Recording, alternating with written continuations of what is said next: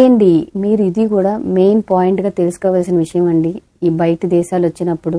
ఎందుకంటే మనం ఒక ఇంటికి వెళ్ళినప్పుడు మనకి కొన్ని పరీక్షలు పెడతారు. ఆ పరీక్షల కోసం ఇప్పుడు నేను ఈ వీడియోలో చెప్తున్నాను. ప్లీజ్ నా వీడియో మీరు స్కిప్ చేయకుండా చివరి వరకు చూడండి. అలాగే మీకు నచ్చితేనే నాకు ఒక లైక్ చేయండి. మీ లైక్ మీకు అవసరం లేకపోయినా కన్ఫర్మ్గా నాలాగా వద్దామని అక్క చెల్లెలకి కొంచెం సపోర్ట్గా ఉంటుంది. నీ వీడియోస్ చేస్తున్నాను కాబట్టి వాళ్ళ వరకు వెళ్తుందని నేను అనుకుంటున్నాను. ఓకేనండి. ఇప్పుడు నేను చెప్తున్న విషయం ఏంటంటే ఇప్పుడు మనం ఒక ఇంటికి వెళ్ళినప్పుడు వాళ్ళకి మనం 2 సంవత్సరాలు వాళ్ళ ఇంట్లో ఉండాలంటే వాళ్ళకి మన మీద నమ్మకం కుదరాలి. నమ్మకం కుదరాలంటే వాళ్ళు ఏం చేస్తారంటే మనము ఒక వస్తువు చూసామనుకో అది మనం దొంగతనం చేస్తామా లేదా అని తెలుసుకోవడానికి ఇట్టే పరీక్షలేనండి ఇవి. ఏంటంటే ఇప్పుడు వాళ్ళ ఇంట్లో గోల్డ్ ఉంటుంది, డబ్బులు ఉంటాయి. ఒక 5 పైసలు బిల్ అయినా సరే, ఒక రూపాయి బిల్ అయినా సరే వాళ్ళు అక్కడెక్కడ పడిసేస్తారు.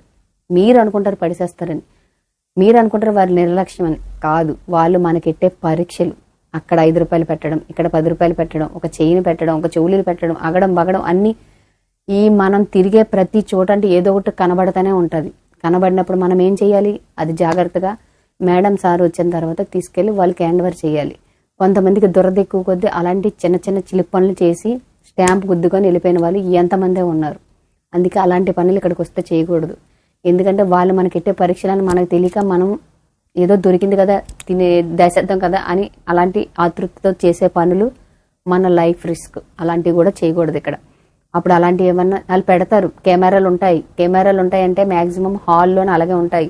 మిగతా చుట్టూ కెమెరాలు లేనప్పుడు మనం తీసింది గోరంత అయితే వాళ్ళు చెప్పేది కొండంత అవుతుంది. అలాంటి రిస్క్ పనులు కూడా చేయకూడదు. ఎందుకంటే చేసామా సేమ్ రొటీన్గా చెప్తున్నాను అనుకోకండి, సేమ్ ప్రాసెస్. పోలీసులకి కంప్లైంట్ ఇవ్వడం జరుగుతుంది, మన స్టాంప్ పాస్పోర్ట్ మీద గుద్దడం జరుగుతుంది. అదే రకంగా మనకి ఒక మైనస్ పాయింట్ కూడా వస్తుంది. అర్థమైందండి.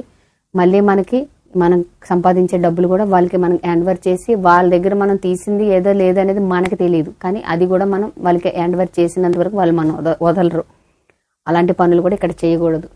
ఒకవేళ వన్స్ మోర్ అలాగే ఏమైనా కనబడితే వచ్చిన తర్వాత వాళ్ళకి ఇచ్చేయాలి. అలాగానే మనం వాళ్ళకి ఇచ్చామనుకోండి, ఇదే ఇంట్లో మనల్ని 2 సంవత్సరాలు కాదు 10 సంవత్సరాలు కూడా మనల్ని ఈ మేడం వాళ్ళు బాగా చూసుకుంటారు.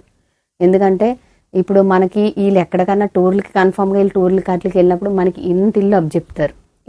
చెప్పినప్పుడు ఎందుకు అబ్జెప్తారు, మనం ఇచ్చే నమ్మకం బట్టే వాళ్ళు మనకు అబ్జెప్తారు. ఆ నమ్మకం వాళ్ళకి కుదరాలని ఇలాంటి పరీక్షలు పెడతారు. అప్పుడు మనం అది జాగ్రత్తగా డీల్ చేసుకొని వెళ్ళాలి. అంతేగాని ఏదో దొరికింది కదా చేసేద్దాం కదా అని అనుకుంటే తర్వాత చాలా బాధపడతాం. అర్థమైందండి.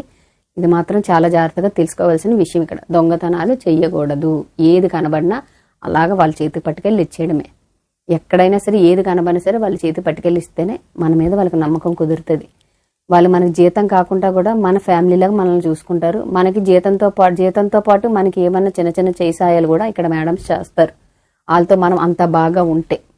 అర్థమైందండి. మర్చిపోకుండా నా వీడియో నచ్చినట్టయితే చివరి వరకు చూసిన వాళ్ళు నాకు ఒక లైక్ చేయండి. అలాగే మర్చిపోకుండా ముగ్గురు సబ్స్క్రైబ్, మర్చిపోకుండా కామెంట్.